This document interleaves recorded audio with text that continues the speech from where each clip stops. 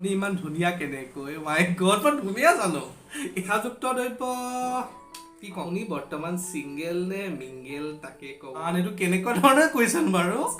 মুডোজ ব্লগৰ আৰু এটা ব্লগলৈ মানে আজি ব্লগ নহয় ডেফিনেটলি সকলো এক্সাইটেড হৈ আমাক মোক কুৱেশ্যন কৰিছিলে অৰ্থাৎ Q&A ৰাউণ্ডলৈ মই সকলোকে স্বাগতম জনাইছোঁ এইটো পাৰ্ট 1 বনাবলৈ গৈ আছোঁ কাৰণ ইমানবোৰ কুৱেশ্যনছ আহিছে মোলৈ আৰু I am very much grateful যে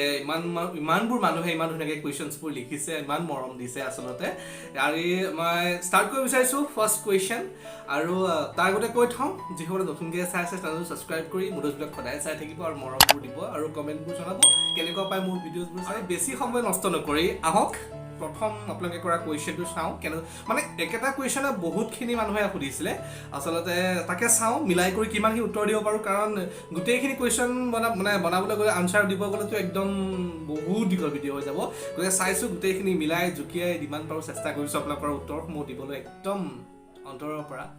ফাৰ্ষ্ট কুৱেশ্যনটো আছিলে মানে জুৰি ৰয় আৰু বহুকেইজনে সুধিছিলে যে মোৰ ইন্ট্ৰডাকশ্যনটো মোৰ ঘৰ ক'ত কি কথা এনেকৈ ঘৰৰ কথা মই প্ৰথমতেই ক'ব বিচাৰিছোঁ যে মানে আমাৰ এই ৰাউণ্ডটো ষ্টাৰ্ট কৰাৰ লগে লগে মোৰ নামটো গম পাইছে মানসপ্ৰতি মুদৈ মোৰ ঘৰ নগাঁও জিলাৰ ৰহাত মোৰ ঘৰত মা দেউতাৰ ভণ্টি আছে ভণ্টি বিয়া হ'ল এতিয়া মা দেউতা তাত থাকে আৰু মই গুৱাহাটীত থাকোঁ মোৰ পঢ়া প্ৰথম মোৰ প্ৰাইমেৰী স্কুল পঢ়িছিলোঁ ৰহাত আদৰ্শ শিশু বিকাশ কেন্দ্ৰত মেট্ৰিক আৰু হায়াৰ ছেকেণ্ডেৰীলৈকে মই পঢ়িছোঁ ৰহা উচ্চতৰ মাধ্যমিক বিদ্যালয় তাৰ পাছতে মই চিটি কলেজৰ পৰা গ্ৰেজুৱেশ্যন কৰিছোঁ আৰু বৰ্তমানো মই পঢ়ি আছোঁ মই মৰিগাঁও আইন মহাবিদ্যালয়ৰ পৰা মই LLB কৰি আছোঁ কমপ্লিট হোৱা নাই মই 5th চেমৰ ষ্টুডেণ্ট অংকিশ প্ৰিয়াছ ৱৰ্ল্ড এখেতে সুধিছে যে আপুনি তামোল খায়নে নিচাযুক্ত দ্ৰব্য কিবা গ্ৰহণ কৰে নেকি মৰি যাওঁ তামোল খাওঁ তামোল সদায় খোৱা নাখাওঁ আৰু কিন্তু এনেকৈ কোনোবাই যদি জুতি পুতি লগাই দিয়ে ডেট মিনছ একদম পাণত চূণ ঘঁহি দিয়ে তেনেকৈ তামোল কাটি দিয়ে একদম তেনেকৈ মজাকৈ টেষ্টিকৈ এদিন খাবলৈ মন যায় স্পেচিয়েলি মাছ চাছ খোৱাৰ পিছত নিচাযুক্ত দ্ৰব্যটো থাকক দিয়ক পিছত ক'ম নেক্সট কুৱেশ্যনটো আছিলে যে আপুনি কেনেকৈ এক্টিং কৰিবলৈ সুযোগ পালে এইটো সুমি দেৱীয়ে সুধিছিলে আৰু এইটো এটা কুৱেশ্যনে নহয় এইটো বহুজনে সুধিছিলে এজনেই নহয় মই এক্টিং কৰিবলৈ কেনেকৈ সুবিধা পালোঁ শকুন্তলাখনত সেই কথাটো কৈ লৈছোঁ আচলতে মই বহু বছৰ গেপৰ পাছত যোৱা মানে 2019-20 কাজল প্ৰিয়াখন কৰিছিলোঁ ৰেঙনি চেনেলত সম্প্ৰচাৰিত হৈছিল আৰু তাৰপিছত মই ভাবা নাই আকৌ এক্টিং কৰিম বুলি আকৌ মানে চিৰিয়েল কৰিম বুলি এদিন ঘপককৈ আমি আগতে একেলগে নাটক কৰা নিৰুৎপল নাথ অৰ্থাৎ শকুন্তলা ধাৰাবাহিকৰ এছিষ্টেণ্ট ডিৰেক্টৰ নিৰুৎপল নাথ তেখেতে মোক ফোন কৰি ক'লে যে তোমাৰ কাৰণে কেৰেক্টাৰ এটা ভাবিছোঁ আমাৰ নতুনকৈ চিৰিয়েল এখন হ'বলৈ গৈ আছে ৰং চেনেলত গতিকে কৰিবা নেকি দুটা কেৰেক্টাৰৰ কথা কৈছিলে মই মানে কৈছে এটা টাউনৰ কেৰেক্টাৰ এটা গাঁৱৰ কেৰেক্টাৰ গতিকে গাঁৱৰ কেৰেক্টাৰটো বেছি ভেৰিয়েশ্যন আছে মই একেবাৰে ক'লোঁ য়েছ মই কৰিম মই কৰিলে গাঁৱৰ কেৰেক্টাৰটো কৰিম কাৰণ কাজল প্ৰিয়াত মই এটা ডিফাৰেণ্ট কেৰেক্টাৰ প্লে কৰিছিলোঁ ইয়াত মই এটা গাঁৱৰ কেৰেক্টাৰ প্লে কৰিম তাৰপিছতে মইতো কৰিম বুলি ক'লেই নহ'ব ন তেতিয়াহ'লে চেনেলৰ পৰা মোক চিলেক্ট কৰিব লাগিব তেওঁলোকে মোক কৈছেহে তাৰপিছত মোৰ পাৰফৰ্মেঞ্চ চাব লাগিব তেওঁলোকে তাৰপিছত চেনেললৈ মোৰ আগৰ চিৰিয়েলৰ ফুটেজ এটা পঠিয়াই দিলোঁ মানে ডিৰেক্টৰ টীমলৈ তাৰপিছত তেওঁলোকে চিলেক্ট কৰিলে ক'লে য়েছ মানস ইউ কেন কাম এদিন অফিচলৈ গ'লোঁ তাৰপিছত আৰু শ্বুটিং ষ্টাৰ্ট হৈ গ'ল আৰু সেয়াই তেনেকৈ শকুন্তলা চিৰিয়েলখন মই পালোঁ ফাৰহানা ৰহমানে সুধিছে যে আপুনি বৰ্তমান ছিংগেল নে মিংগেল তাকে ক'ব মাই গড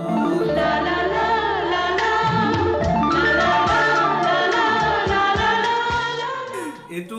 কেৱল ফাৰহানাই সোধা নাই এনেকুৱা কুৱেশ্যন বহুত আহিছে আৰু পিছত ক'ম সকলো কথা একেবাৰে ফাইনেল কৰিলে আপোনালোকে চব কথা জানি যাব দেখোন মোৰ বিষয়ে গতিকে অলপ মই ধৈৰ্য ধৰক গম পাব এটা জোনমণি সোণোৱালে সুধিছিলে দাদা শ্বুটিং কৰাৰ পাছত আপোনালোকে পিন্ধা কাপোৰবোৰ কি কৰে আমি কাপোৰবোৰ তাৰমানে কি কৰোঁ থৈ দিওঁ তাৰমানে যদি কিছুমান কেৰেক্টাৰ চাব গাঁৱৰ কেৰেক্টাৰত কিছুমান বহল চোলা পিন্ধিছিলোঁ মই সেইবোৰ থৈ দিছোঁ আকৌ নেক্সট কিবা গাঁৱৰ হেৰি হ'লে গাঁৱৰ যদি কিবা চিন কৰিব লগা হয় কেৰেক্টাৰ প্লে কৰিব লগা হয় ইন ফিউচাৰ ডেফিনেটলি সেইবোৰ কাপোৰ পিন্ধিব পাৰি আৰু জেনেৰেলি যিবোৰ নিপিন্ধো থৈ দিছোঁ ওপৰত বেগত ভৰাই তাৰপিছত সেয়াই আৰু আপোনালোকে নাভাবিব আমাৰ প্ৰডাকশ্যনে আমাক কাপোৰ কানি নিদিয়ে আমি গোটেই নিজে গোটাব লাগে গতিকে নিজে নেক্সট চিৰিয়েলখনৰ কাৰণেও প্ৰিপেয়াৰ কৰি থ'ব লাগে যে য়েছ বিয়া দীপপ্ৰিয়া হাজৰিকা তেখেতে সুধিছে গেছ কৰকচোন কি সুধিছে তেখেতে সুধিছে তুমি বিয়া পাতিলে নাই সেইটো ৰিপ্লাই দিয়া মৰি যা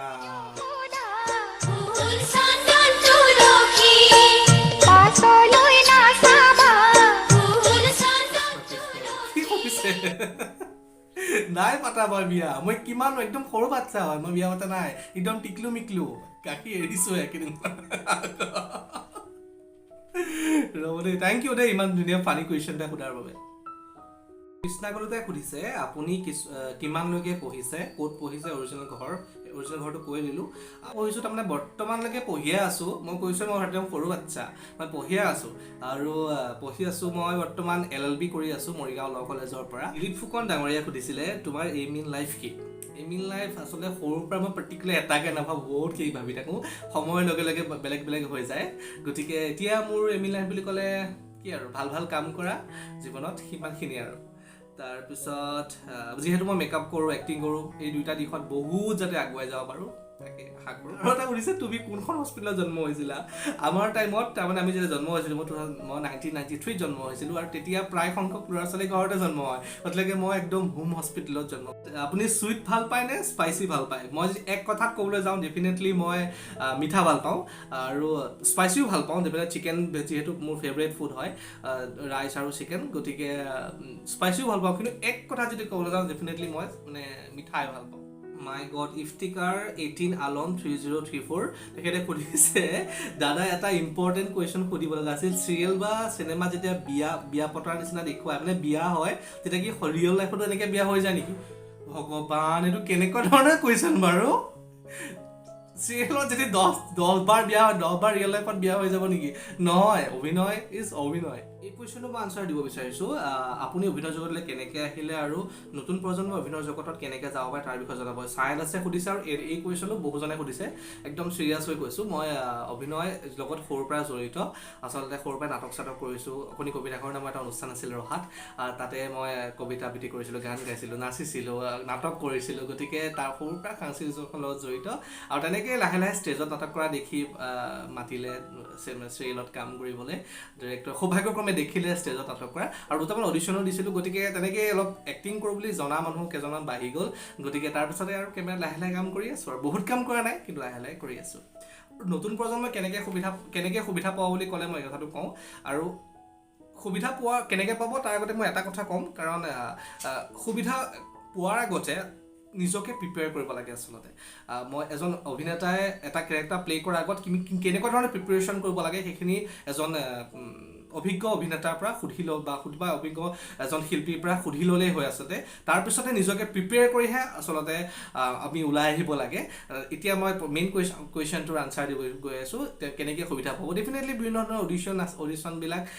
দিব লাগিব আপোনালোকে আৰু তাৰ পৰা ডেফিনেটলি আপোনালোকক চিলেক্ট কৰিব যদি আপোনালোকে ডেফিনেটলি ভাল এক্টিং কৰে নহয় জানো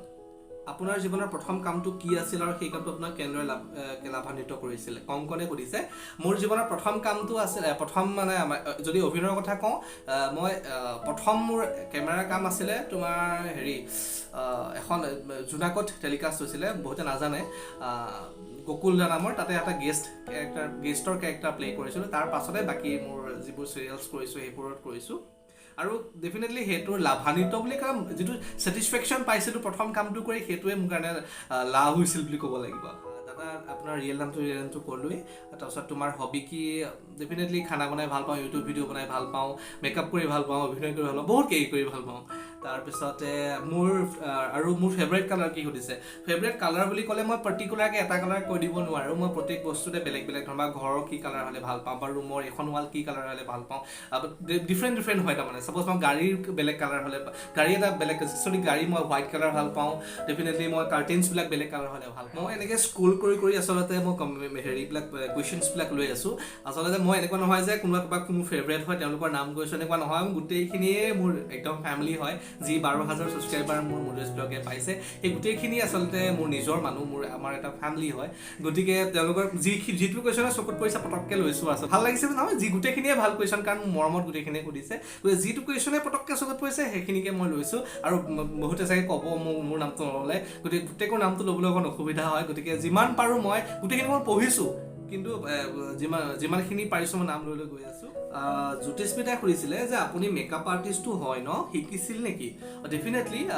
শিকিব লাগিব আমি গুৰু অবিহনে আমাৰ শিক্ষা অসম্পূৰ্ণ বুলি কয় গতিকে ময়ো শিকিলোঁ মেকআপ ৰাগিনী মেকআপ একাডেমীৰ পৰা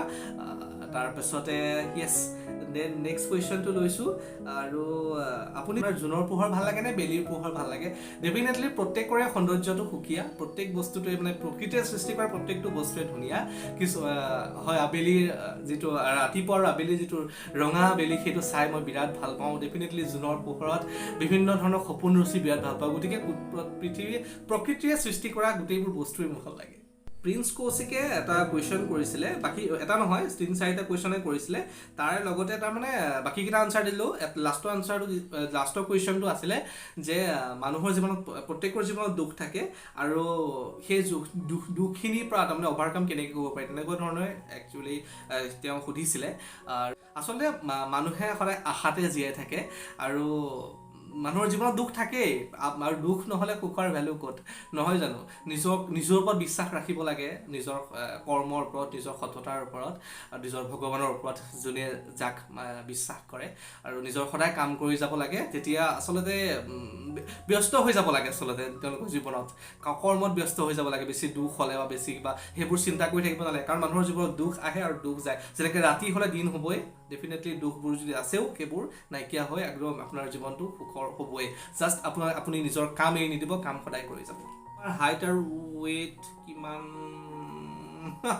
নকওঁ আৰু মোৰ হাইটটো বহুত ওখ একদম বহুত ওখ বুলি ভাবি লওক নিজে ইমান ওখ নহয় মই 5.6 চামথিং তাৰপিছতে ৱেইটটো কথা নকওঁ আৰু ৱেইটটো মোৰ চেঞ্জ হৈ থাকে মই বিচাৰোঁ 65 মান হৈ থাকক বুলি কিন্তু অট'মেটিকলি কিবা এবাৰ 70 হয়গৈ আকৌ এবাৰ 67 এবাৰ 69 তেনেকেই হৈ থাকে মোৰ ৱেইটটো অস্মিতা এণ্টাৰটেইনমেণ্টে সুধিছিলে যে আপুনি কোনটো কাম কৰি ভাল পায় মেকআপ ভাল পায় নে এক্টিং ভাল পায় এই কুৱেশ্যনটো লাইক এনেকুৱা মাক ভাল পাওঁ নে দেউতাক ভাল পাওঁ তেনেকুৱা ধৰণৰ হৈ যায় মেকআপো সৰুৰ পৰা কৰি ভাল পাওঁ মই আৰু এক্টিংটো ডেফিনেটলি ভালেই পাওঁ গতিকে মই ক'ব নোৱাৰোঁ আচলতে কোনটো ভাল পাওঁ ডেফিনেটলি দুইটা কৰিয়ে মই জীৱনত চলি আছোঁ আৰু দুইটাক অত্যন্ত ভাল পাওঁ যদি মোক দিনটো মেকআপ কৰিব দিয়ে মোৰ ভাগৰ নালাগে দিনটো যদি এক্টিং কৰি থাকিব দিয়ে ভাগৰ নালাগে তেনেকুৱা আৰু কথাটো গতিকে দুইটাই বিৰাট ভাল পাওঁ বহুকেইজনে সুধিছিলে যে আপোনাৰ প্ৰিয় ঠাই কি প্ৰিয় ঠাই কোনখন সেয়া হৈছে মোৰ জন্ম ঠাই ৰহা আৰু ডেফিনেটলি গুৱাহাটী দুইখন ঠাইৰ নাম ক'বই লাগিব দীপালী হাজৰিকাই সুধিছিলে তোমাৰ ইউটিউব কেৰিয়াৰৰ এক্সপিৰিয়েঞ্চ ক'ব পাৰিবা নেকি ডেফিনেটলি ক'ব পাৰিম ইউটিউব কৰিম বুলি একো ভাবা নাই চিম্পলি ভিডিঅ' বনাই আছিলোঁ আৰু এতিয়াহে ৰিচেণ্ট আমাৰ মুভি চেনেলটো মনিটাইজ হৈছে আৰু এক্সপিৰিয়েঞ্চটো কি ক'ম ধৈৰ্য ধৰি আছিলোঁ ভিডিঅ' দি আছিলোঁ এনেকুৱা নহয় যে এক বছৰ মানে প্ৰায় 10 মাহ ভিডিঅ' দিছোঁ মই আৰু 10 মাহ দি আছোঁ ননষ্টপ দি আছোঁ ধৈৰ্য ধৰি জেনেৰেলি মানুহৰ 1 মাহতে 1-2 মাহ দিয়াৰ পিছতে এলাহ লাগি যায় সেই ধৈৰ্যটো ধৰি ৰাখিছোঁ এক্সপিৰিয়েঞ্চ বুলি ক'লে মই ইউটিউবত ধৈৰ্য ধৰাটোৱে ক'ম আৰু এতিয়া ফাইনেলি অকণমান নম্ৰতা ভ্লগছে সুধিছিলে যে কৈছিলে আৰু তোমাৰ এক্টিং চাই বহুত ভাল লাগে থেংক ইউ আৰু তোমাক লগ পাব মন আছে বোকাখাট আহিছেনে সেইফালে গৈছোঁ বোকাখাটত পুৰি খাইছিলোঁ পেৰা খাইছিলোঁ গৈছিলোঁ আৰু ডেফিনেটলি লগ পাম সময় সুবিধা মিলিলে ধুনীয়াকৈ কাৰণ মই ব্ৰাইডেল মেকআপৰ কামত বিভিন্ন ঠাই গৈয়ে থাকোঁ অসমৰ বিভিন্ন ঠাই গতিকে লগ পাম চিয়'ৰ আৰু নেক্সট কুৱেশ্যন দাদা আই এম প্লাবিতা কলিতা এটা কথা কওঁ আপুনি ইমান ধুনীয়া কেনেকৈ মাই গড মই ধুনীয়া জানো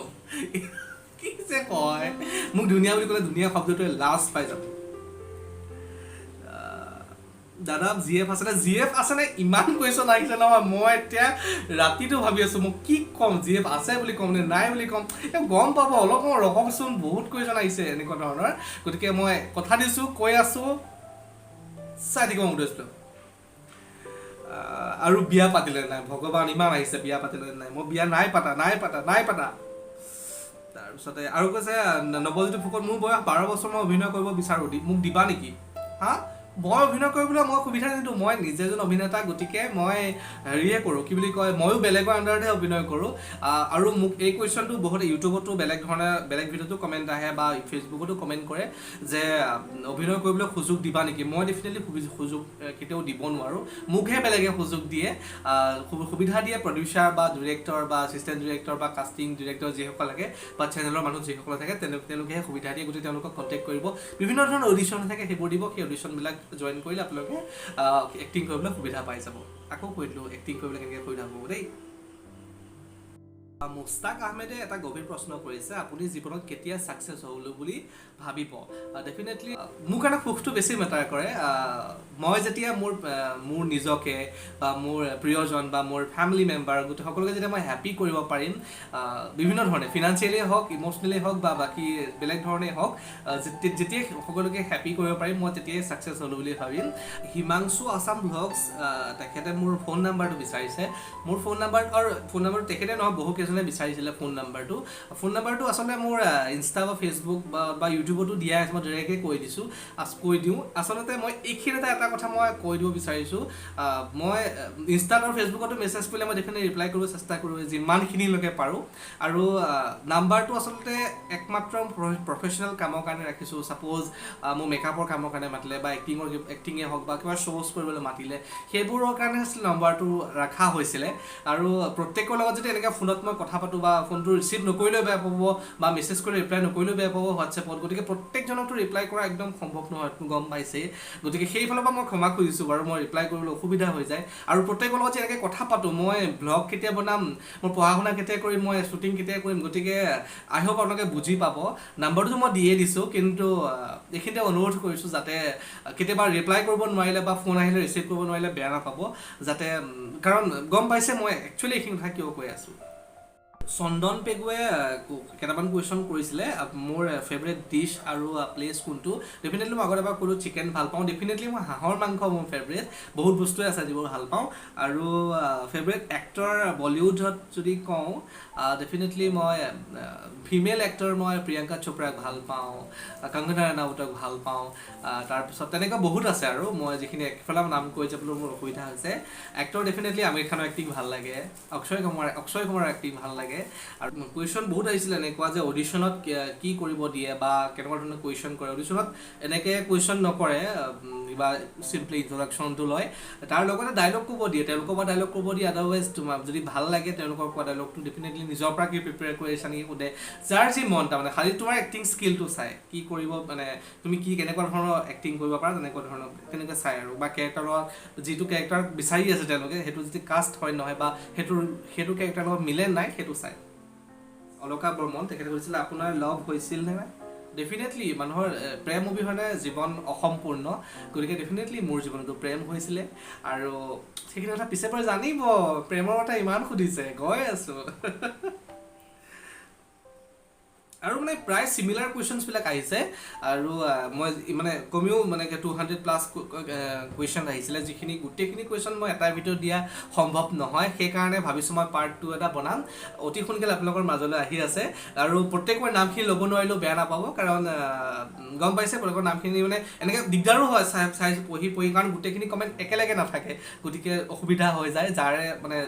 যিখিনি সন্মুখতে পাইছোঁ পটককৈ নামখিনি কৈছোঁ আৰু কুৱেশ্যনো পটককৈ যিটো চকুত পৰিছে সেইটোকে লৈছোঁ। আই হোপ আপোনালোকে ভিডিঅ'টো এনজয় কৰিলে। যদি ভাল পাইছে প্লিজ লাইক, কমেণ্ট আৰু শ্বেয়াৰ কৰিব। মোৰ ব্লগ ছাবস্ক্ৰাইব কৰি সদায় চাই থাকিব। থেংকছ ফৰ ৱাচিং এগেইন, লাভ ইউ অল।